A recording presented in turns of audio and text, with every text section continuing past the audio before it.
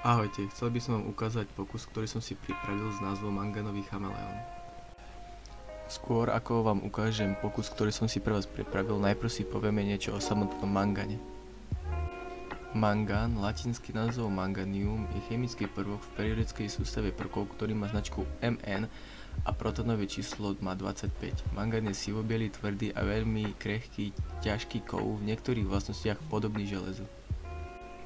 Mangán sa vyskytuje najmä v oxidačných stupňov v zlúčeninách plus 2, plus 3, plus 4 a plus 7, existujú však aj -3, -2, -1, 0, plus 1, plus 5 a plus 6.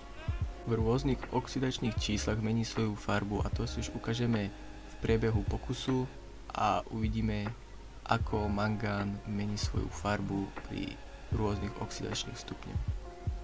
Na uskutočnenie pokusu budeme potrebovať hydroxid sodný, glukózu a manganistán draselný. V odmernom valci si odmeriame 100 ml glukózy. Ak nemáme tekutú glukózu, no tak pridáme 2 g tuhej glukózy. Glukózu z odmerného valca nalejeme do kadičky.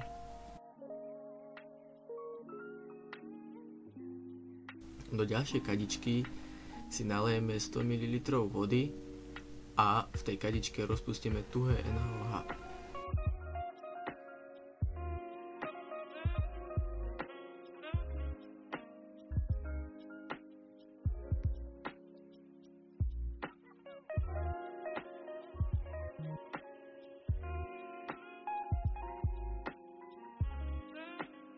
Do poslednej kadičky si nalejeme 50 ml vody a rozpustíme tam malé množstvo manganistanu draselného,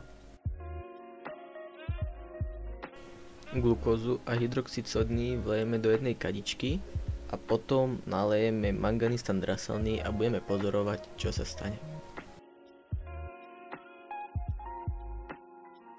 Po vliatí manganistanu draselného vidíme, že roztok mení svoju farbu, čo znamená, že manganistan mení svoje oxidačné číslo. Videli sme, že manganistan draselný reagoval a menil svoje oxidačné stupne tým, že menil farbu. Modrá farba bola manganičitan draselný K3MnO4, zelená farba bola manganan draselný K2MnO4 a žltá farba bola oxid manganičitý MnO2.